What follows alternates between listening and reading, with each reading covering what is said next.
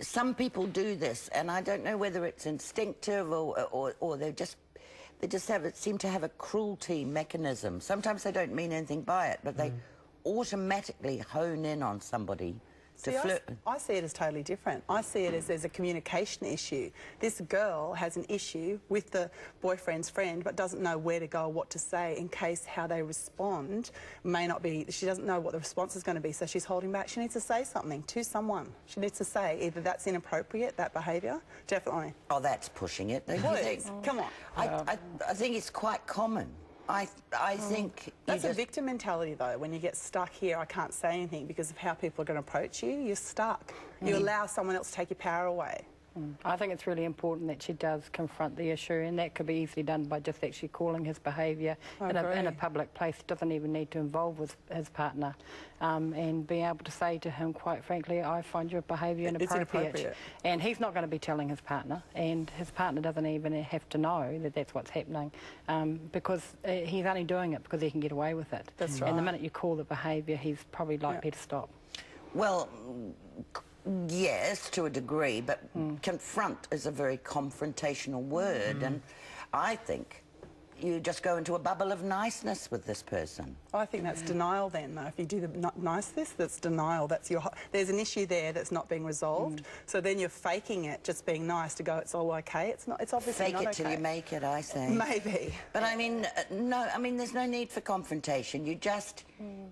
Even I, at an advanced age, am sometimes the recipient of unwanted attention from good friends, partners. Even I. And it's not because they even fancy me, it's just because they can get away with it. But I think confrontation is a place to grow. Like, I had an issue just recently with a male friend of mine where I felt I was being used, and I just had to have that conversation, say, I feel that when you do this, I feel used, so I have to put my boundaries in to say that's not acceptable. No, you can't be at my house every night, that's unacceptable. Well, that's telling him, isn't it? Is it telling him, or is it being kind? Well, I mean, each to his own, I say, but I mean... What I find is go into a bubble of niceness. But bubble of niceness, that's bubble of unreality. No, it's not. It's tremendously powerful. You think? Yes, because I'm not nice, and if I'm nice to people, then they're completely thrown. Oh, I love it. I've got to share an experience because I've had a friend's girlfriend, this has happened in reverse, they tried to hit on to me, and I hit her up, and I told him at the same night. And it was sorted. Yeah, of course it was sorted. You told him? I told him what was going on. I said, you need to sort your missus out because she's trying to hit on to me, and I told her before I was about to tell him. So, sorted it out that night. And what did they do? They obviously went and had a talk about it, and then the rest of the night was fine. I'm sure they went home and chatted about it. They had the opportunity to grow and change their behaviour. Like, if you know, it's sometimes that in that kindness, you offer people a chance to transform. So who are we not to share our truths? Yeah. The risk is that if she doesn't do something about it, it could escalate into more, and he may think that he can get away with it. Absolutely. And so it's really important that she actually does take the power back, and she actually, you know, just talks about it with him and says, I don't like what you're doing. It's really interesting to me because all my life I would have subscribed to this. But in fact, I have learnt that a lot of stuff can be solved by being nice.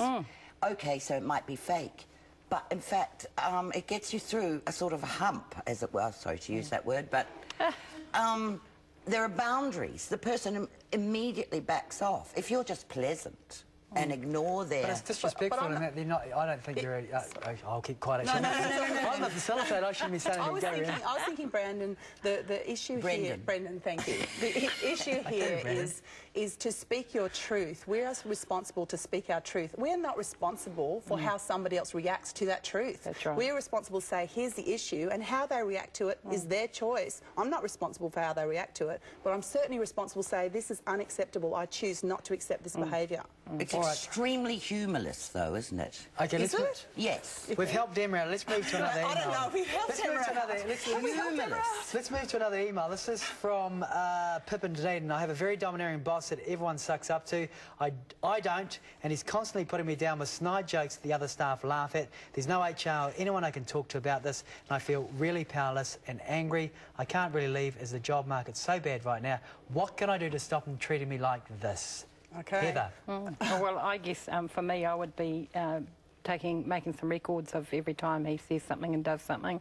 Make sure that when other people are around, that she records their names and the time which it happened, so she starts actually forming a picture, collecting stories, collecting information, and then she needs to be looking at their complaints policy and confronting him with his behaviour. It's not appropriate, it needs to stop, and he needs to stop using power over tactics on her. That's a really legal way to look at it too, and that's about your rights, and I understand that. But from a coaching point of view, again, you're giving your power away. You're saying, you know what, I'm being treated like this. What point do you need to step in and say either that behaviour is unacceptable or I'll go and look for a job elsewhere? You know, for things to change first, I must change. If I master myself, I master my life.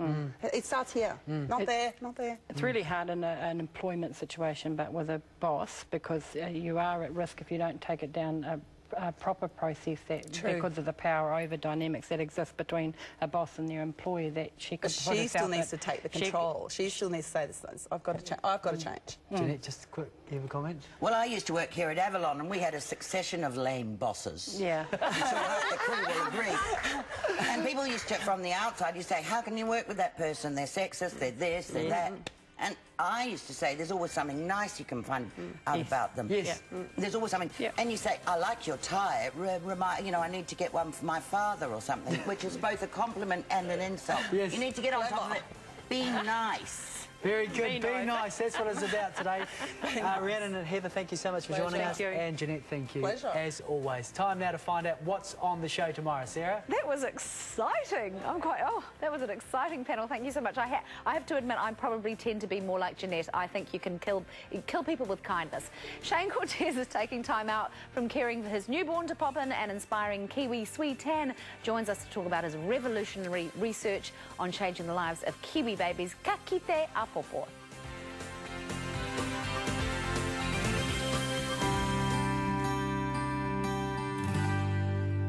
Wednesday. Traffic heavy 1 mile south.